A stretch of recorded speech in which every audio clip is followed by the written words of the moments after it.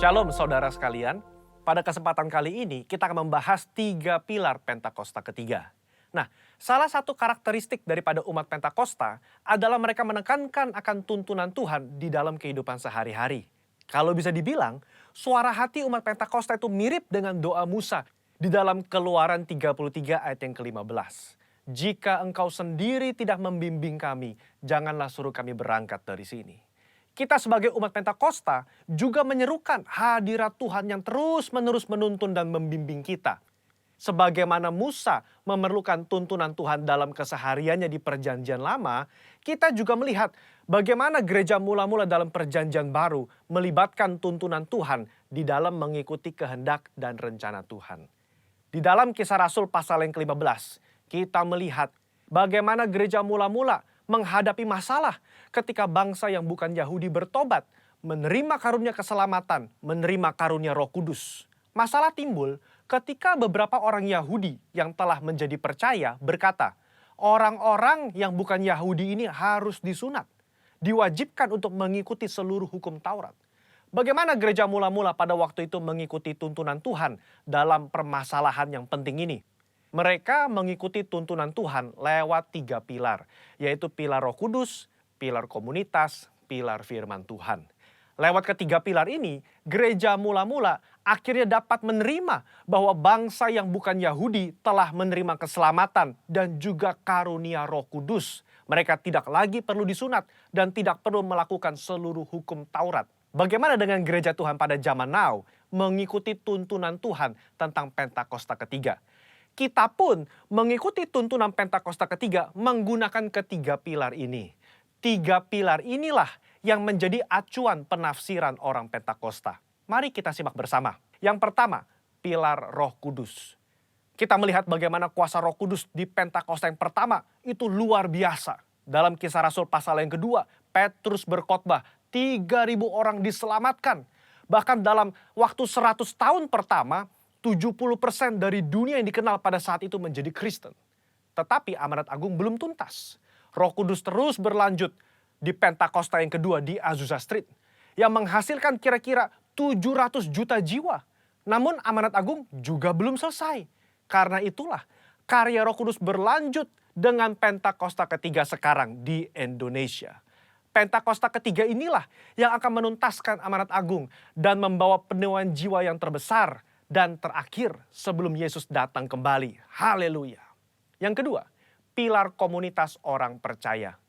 Kita lihat bahwa tuntunan Pentakosta ketiga tidak diklaim seorang diri saja, melainkan telah didoakan, dikonfirmasi, disaksikan oleh kaum Pentakosta secara global yang diwakili oleh Empower 21.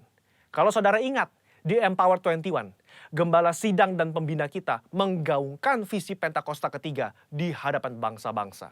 Mereka mengaminkan, menerima, mengkonfirmasi, membawa api Pentakosta ketiga kembali ke negara mereka. Pilar yang ketiga, pilar firman Tuhan.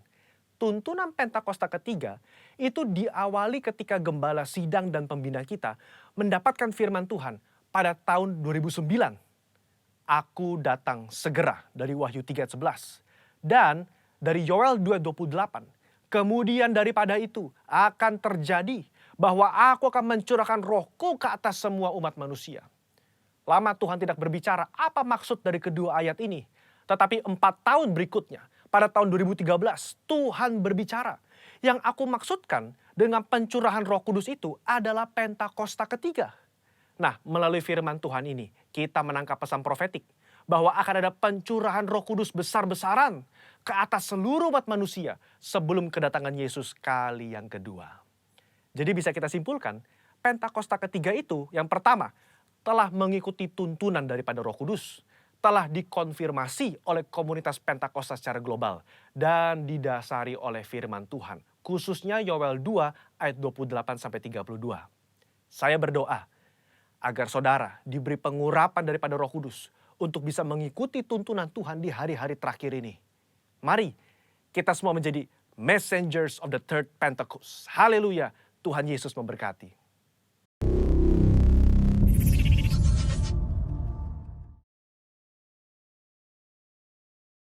Shalom, saudara-saudara yang dikasihi Tuhan, puji nama Tuhan.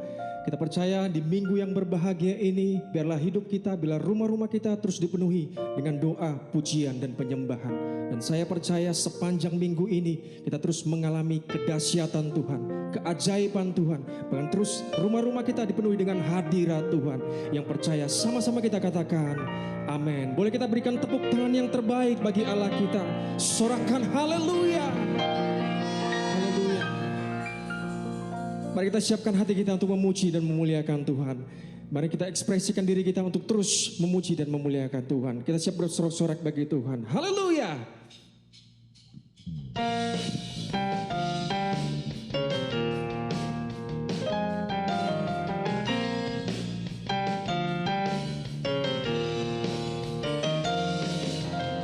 Besarlah Tuhan dan layak dipuji. Besarlah namanya, kekallah kuasanya. Aman berlindung dalam naungannya. Dia Allah bagi kita, di pihak kita. Terpujilah Tuhan, terbukti kuasanya. Dia telah menunjukkan kasih-Nya pada kita, sebab Tuhan telah bangkit menyayangi kita. Terpujilah Tuhan, terpuji namanya, Yesus Allah perkasa. Yang percaya Allah kita Allah yang perkasa, katakan amin.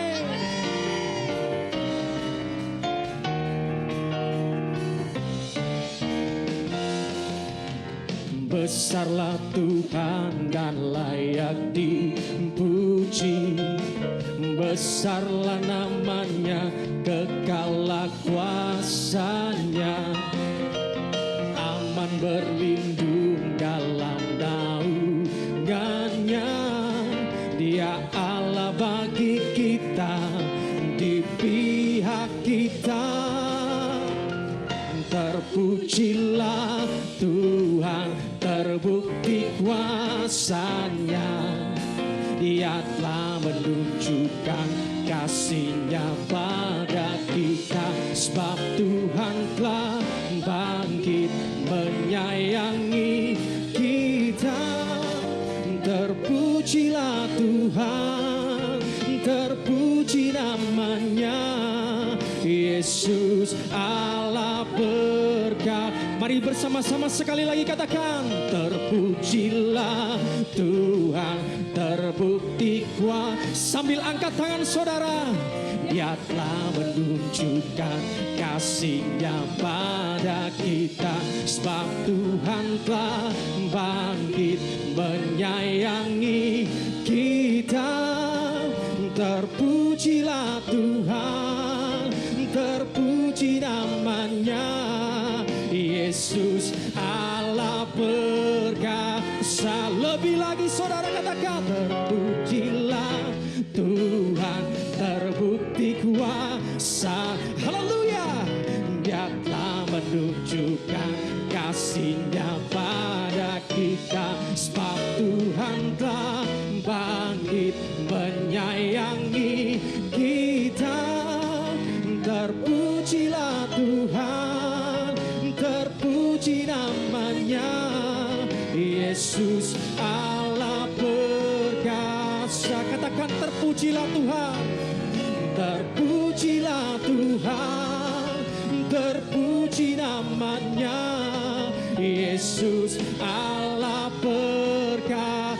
Yesus Allah perkasa, Yesus Allah perkasa.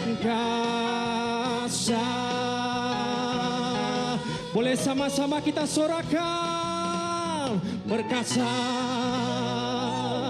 Sorakan haleluya, haleluya. Kami percaya kami punya Allah yang perkasa dan dahsyat, ajaib perbuatan-Mu Tuhan. Terima kasih Tuhan Yesus. Mari kita siapkan hati kita lebih lagi untuk kita datang kepada Tuhan, menyembah Dia. Biar setiap rumah-rumah dipenuhi dengan hadirat Tuhan, keajaiban Tuhan, lawatan Tuhan terjadi bagi setiap keluarga-keluarga yang ada. Terima kasih Tuhan, Kau ajaib buat setiap kami ya Bapa. Terima kasih Tuhan Yesus.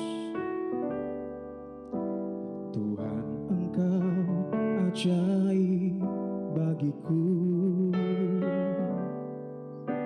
tak ada yang tak mungkin bagimu.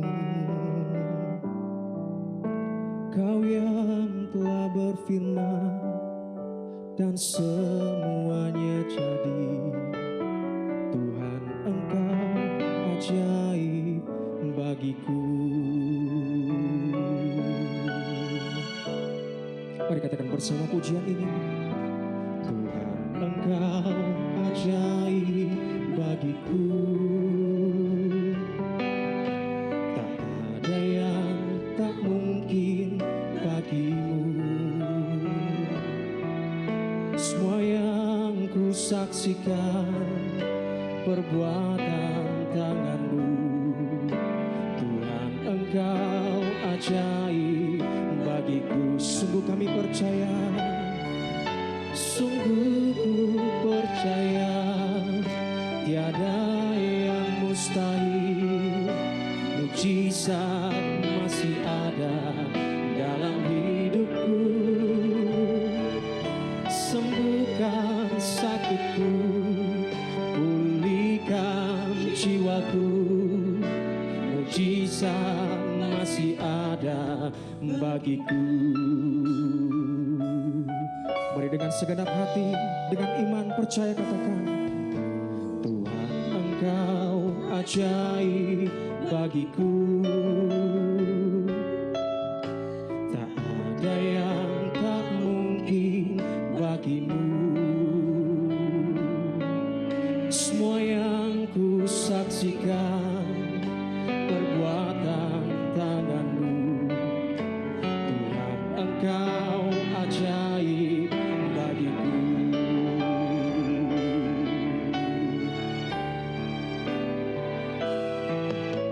Tuhan Engkau ajaib bagiku,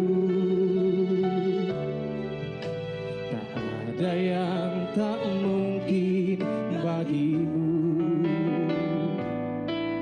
Kau yang telah berfirman dan semuanya jadi.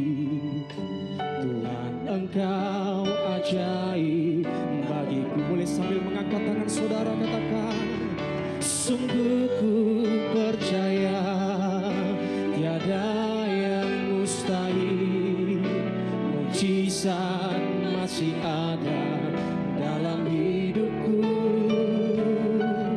Sembuhkan sakitku, pulihkan jiwaku.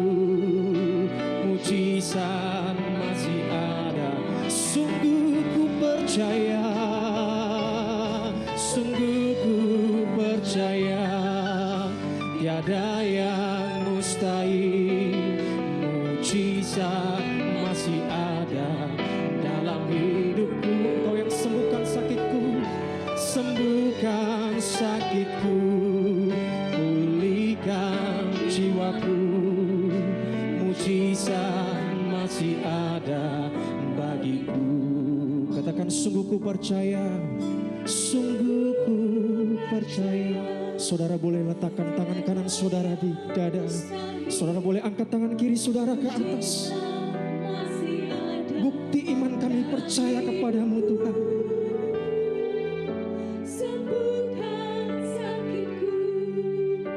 Pulihkan jiwaku. Mujizat masih ada bagiku. Sekali lagi sambil mengangkat tanganmu. Sungguh ku percaya, tiada yang mustahil.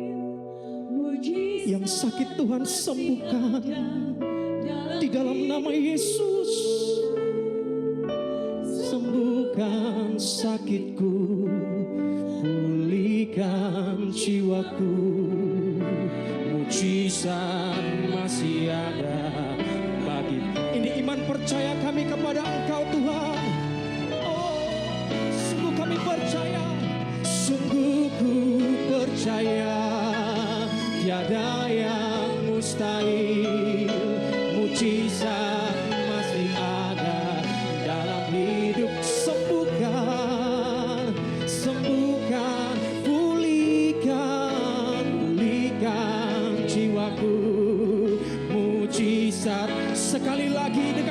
bersama-sama angkat kedua tangan saudara, katakan, sungguh ku percaya tiada yang mustahil, mujizat masih ada dalam hidup. Engkau yang sembuhkan sakit kami, sembuhkan sakitku, pulihkan jiwaku, mujizat masih ada bagiku, mujizat masih ada, mujizat masih ada bagiku, mujizat, mujizat masih ada bagiku.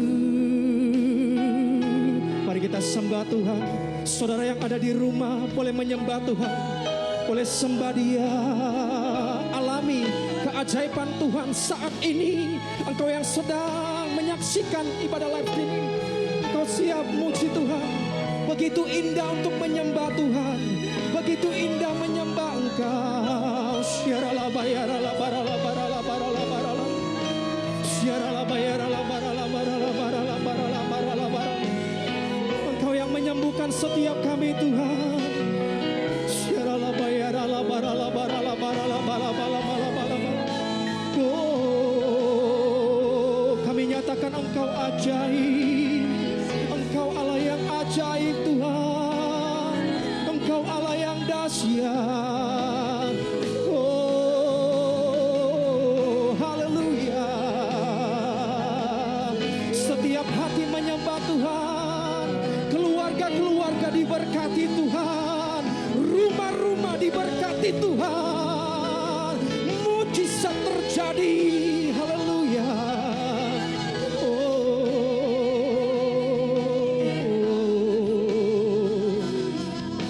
Makasih Tuhan, makasih Yesus. Saudara boleh angkat kedua tangan saudara menyembah Tuhan. Nyatakan imanmu kepada Tuhan. Dimanapun engkau berada saat ini, Tuhan sedang mengulurkan tangannya untuk menjamah, menyembuhkan engkau. Kinaralabayarala. Engkau yang ingin berbahasa roh, engkau boleh berbahasa roh. Ini iman kami kepada Engkau Tuhan. Bangkitkan imanmu kepada Tuhan. Kiralabatakaralasik. Kinalabayarala.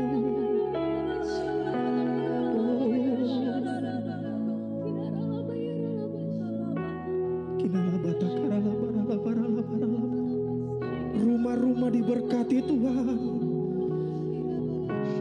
Hadirat Tuhan memenuhi setiap rumah-rumah yang ada. Ku menyembahmu, ku katakan ku menyembahmu, ku menyembahmu, ku menyembah. I will worship you, I will worship, I will worship you Lord, I will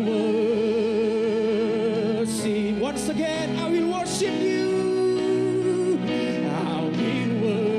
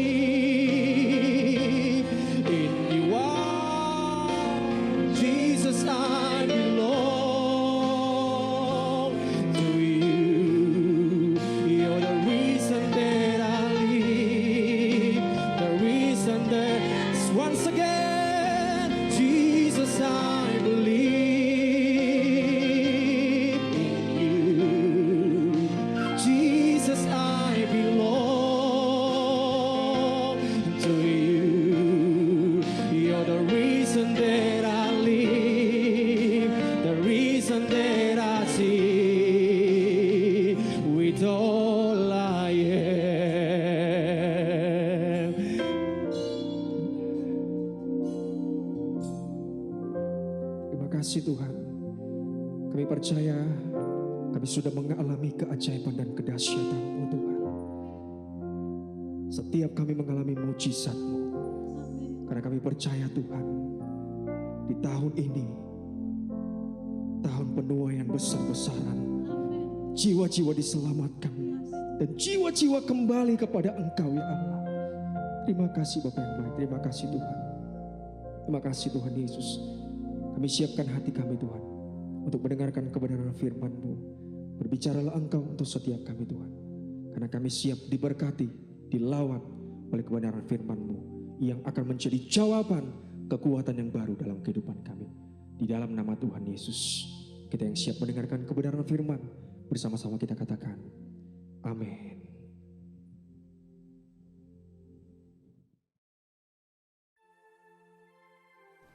Shalom puji Tuhan saudara, kita berjumpa kembali dalam ibadah Raya GBI Season City Mall Taman Anggrek. Di hari Minggu yang luar biasa ini, kita mau sama-sama belajar mendengar firman Tuhan, mendengar kebenaran, sehingga kita dipuaskan, sehingga kita diberkati setiap saat, setiap waktu. Sebelum kita mendengar firman Tuhan, mari kita berdoa bersama-sama. Tuhan Yesus, terima kasih buat berkat-Mu sampai hari ini Tuhan. Kalau kami ada itu semua karena kasih karunia Tuhan. Kekuatan yang Tuhan berikan buat setiap kami dan jemaat-Mu Tuhan Yesus.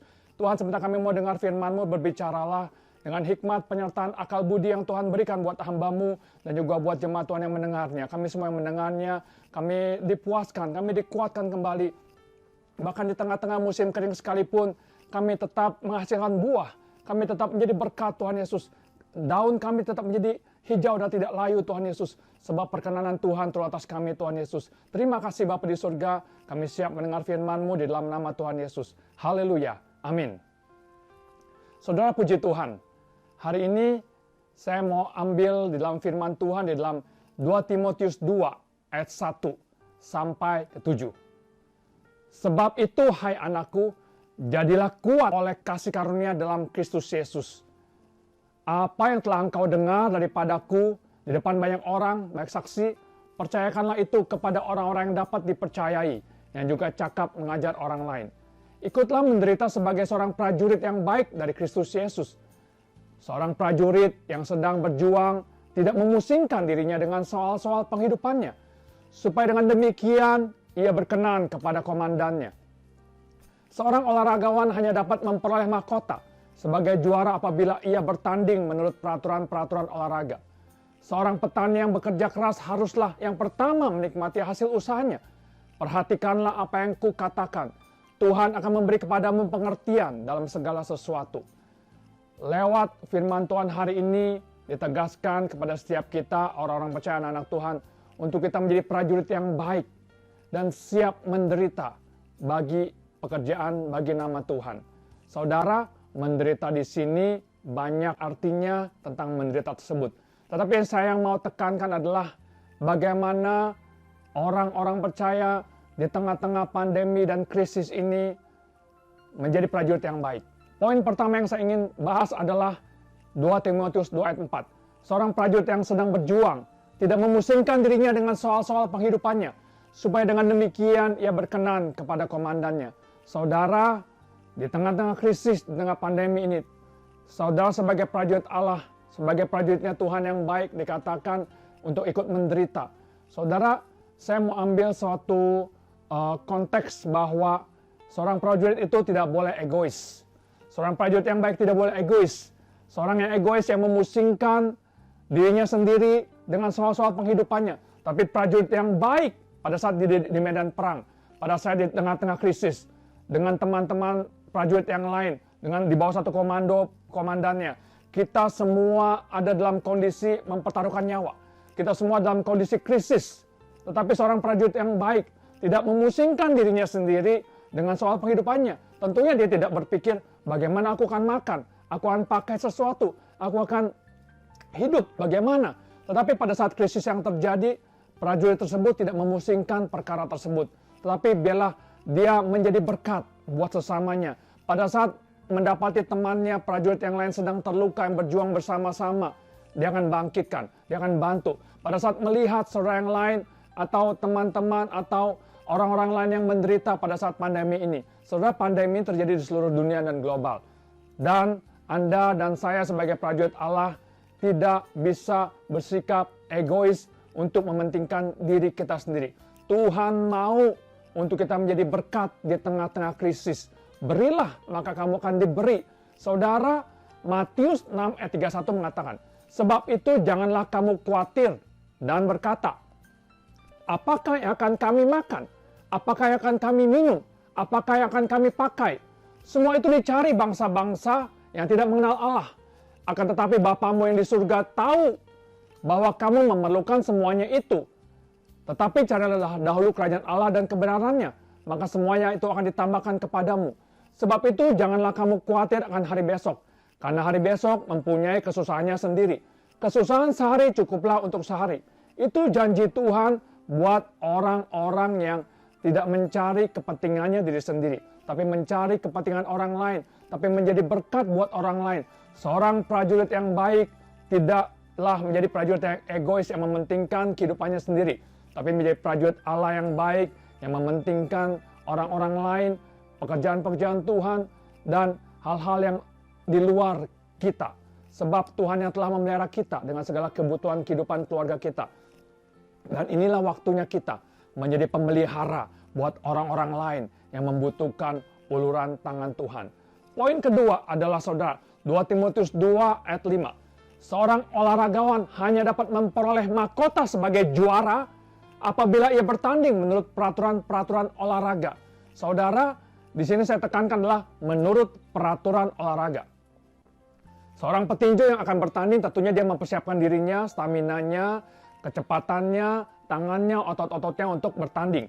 Tetapi pada saat memasuki ring tinju, tentunya kekuatan dia, latihan dia tidak akan berguna sama sekali untuk sampai pada juara pada saat dia memukul dengan tendangan. Artinya, dia tidak mematuhi peraturan olahraga. Dia bukan meninju dengan tangannya, tapi melakukan tendangan dengan kakinya. Sehingga dia harus didiskualifikasi dan tidak pernah bisa menjadi juara. Paulus mengingatkan kita sebagai seorang olahragawan. Mazmur 119 ayat 110 mengatakan, dasar firman-Mu adalah kebenaran, dan segala hukum-hukum-Mu yang adil adalah untuk selama-lamanya. Dasar peraturan hidup kita sebagai orang percaya adalah firman Tuhan.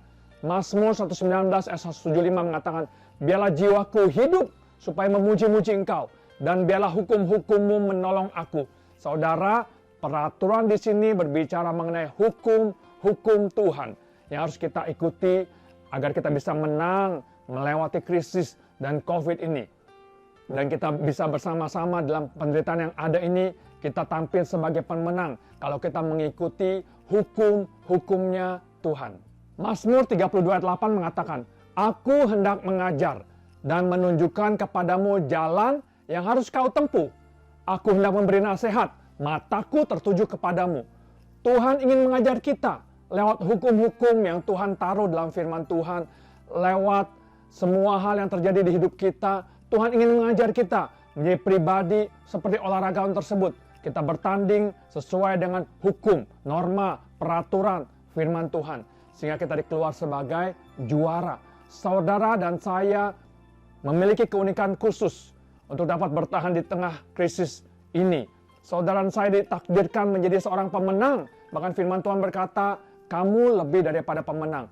Oleh karena itu saudara, miliki hukum-hukum Tuhan agar kita terjaga jalan dan langkah kita ke depan. Sehingga dikatakan bahwa mata Tuhan tertuju kepada kita dan kita mendapat perkenanan Tuhan.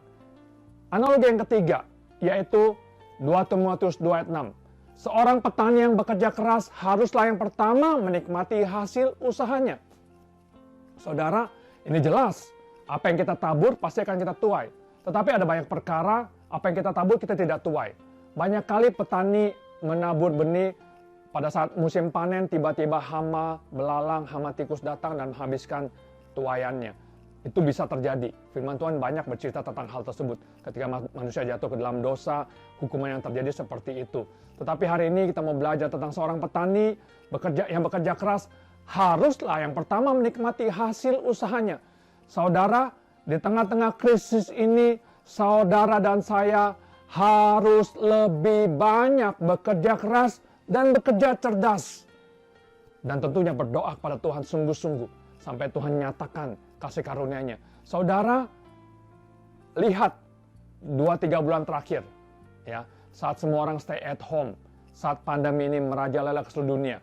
Di medsos-medsos semua ibu-ibu yang dulunya tidak pernah bisa memasak, akhirnya keluar potensinya, keluar kemampuannya untuk bisa memasak ini dan itu, dan membuat PO dan dijual. Saudara, salah satunya adalah saya sendiri. Istri saya tuh bukan orang yang suka masak. Selalu diserahkan kepada mbaknya. Tetapi pada saat pandemi ini, pada saat dia di rumah, dia maksimalkan potensi dia maksimalkan apa yang ada pada dia, walaupun dia tidak bisa, tapi dia belajar dan belajar. Semua itu terbuka, saudara, di YouTube, di Instagram, semua terbuka. Dan kita bisa belajar. Orang yang mau belajar adalah orang yang akan maju. Dia belajar. Bahkan dia mengembleng anak kami yang berumur 14 tahun untuk bisa produktif walaupun di tengah kondisi pandemik, krisis seperti ini. Jadi anak kami diajar oleh istri saya dengan sangat keras. Bahkan sama seperti karyawan dia sendiri. Diajar keras agar dia bisa menjadi seorang yang tidak cengeng, tapi tough menghadapi hidup ini. Bahwa sesungguhnya setiap manusia diberikan karunia, kemampuan, potensi yang luar biasa dari Tuhan. Keunikan yang khusus dari Tuhan. Sehingga kita mampu, kita bisa untuk beradaptasi dengan kondisi yang ada. Dan bahkan kita bisa memenangkan peperangan dari krisis ini dengan keluar sebagai pemenang. Saudara dan saya punya potensi yang unik, yang luar biasa. Anda diciptakan sebagai seorang pemenang. Dan inilah waktunya untuk kita keluarkan potensi yang kita miliki. Tetapi sekali lagi saya mau katakan, tanpa Tuhan, kita tidak bisa berbuat banyak. Kita punya ide banyak, kita punya kemampuan, kita punya sumber daya mungkin banyak. Tetapi tanpa Tuhan yang menuntun kita, membimbing kita, sia-sialah kita bangun semuanya. Saudara, dari 3 hal ini kita belajar sebagai seorang prajurit yang baik, yang tidak egois, tidak mementingkan dirinya sendiri, tapi menjadi berkat buat orang lain. Sebagai seorang olahragawan, yang bertanding mengikuti peraturan-peraturan olahraga sehingga dia keluar sebagai juara, dan menjadi seorang petani yang bekerja keras, dan haruslah petani itu mendapat hasil yang pertama yang dia harus nikmati hasil kerjanya.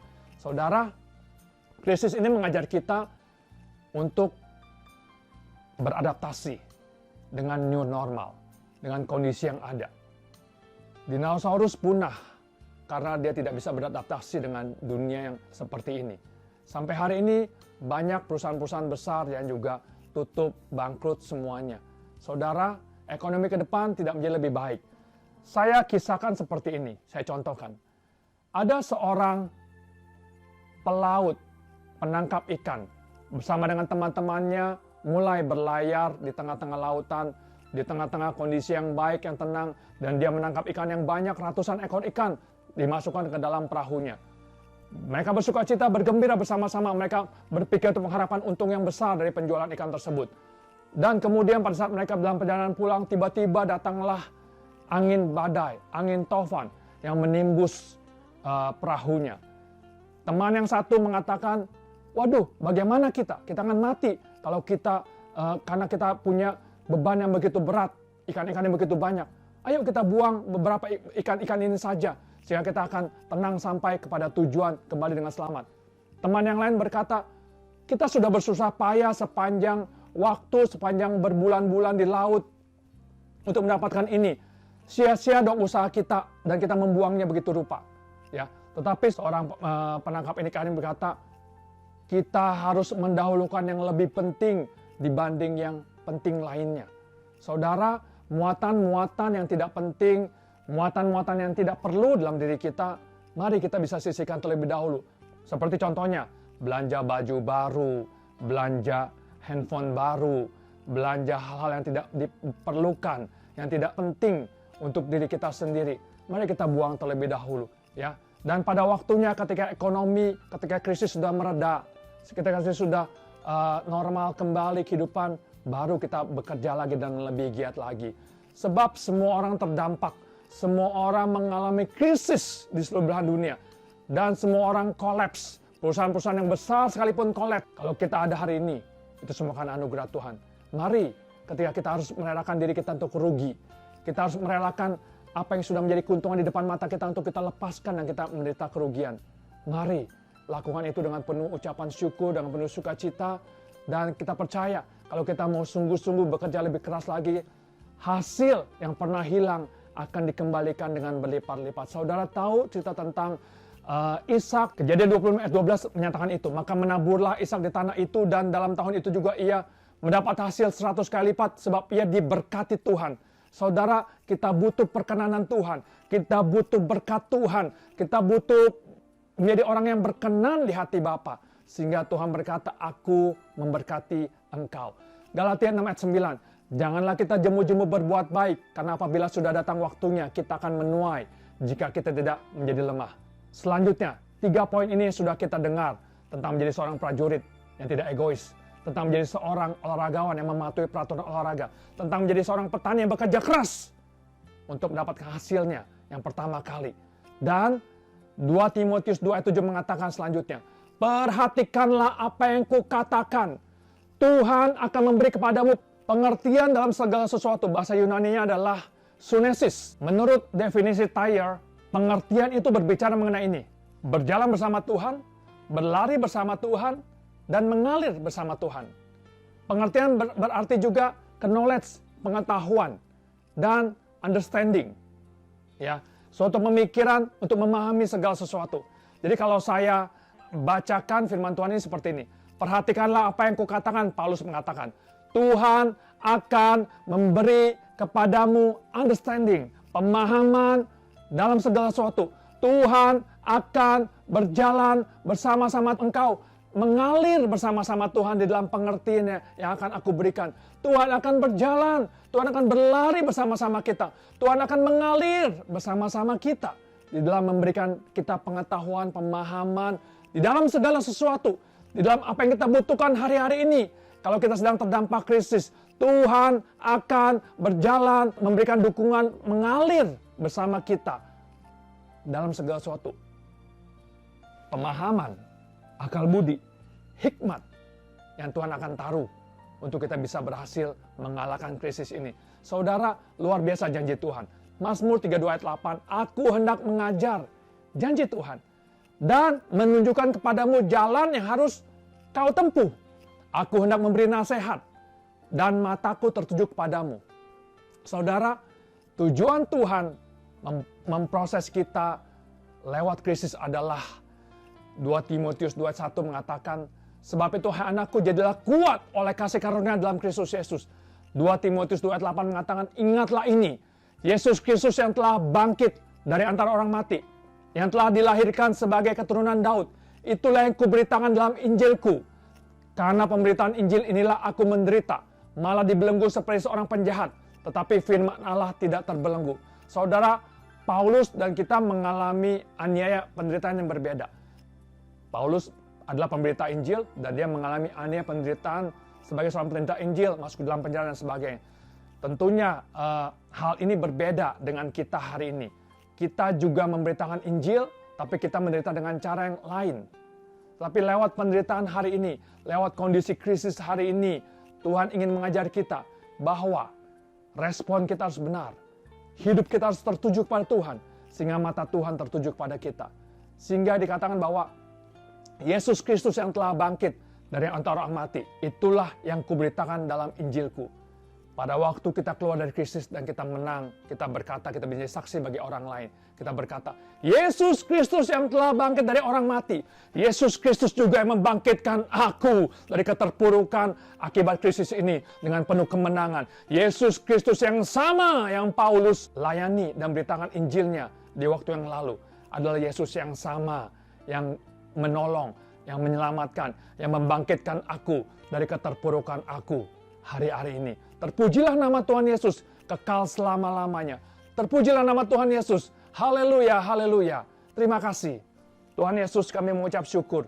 Biarlah firman-Mu memberikan kekuatan yang baru, mengobarkan semangat buat setiap kami untuk berjalan terus bersama-sama Tuhan, berlari, bahkan terbang Tuhan Yesus. Sehingga kami dikatakan pada waktu kami sudah melewati krisis, kami adalah seorang pemenang, tetap bersama Tuhan, dan kami lebih daripada pemenang. tetap tegar di masa sukar, sebab iman kami yang mengalahkan dunia. Sebab pada waktu kami sudah keluar daripada krisis ini, kami bisa berkata, Yesus Kristus yang kami sembah, yang telah bangkit dari antara orang mati, itulah yang kuberitakan sebagai penolong yang setia di dalam hidupku. Terpujilah nama Tuhan kekal selama-lamanya. Berkati hamba-hambamu, anak-anakmu, jemaat Tuhan yang ada, Tuhan Yesus, dengan berkat dari Allah Bapa di surga, kasih karunia dan anugerah yang melimpah dalam Tuhan Yesus, dan persekutuan yang manis dengan Roh Kudus, dalam nama Tuhan Yesus. Haleluya. Amin.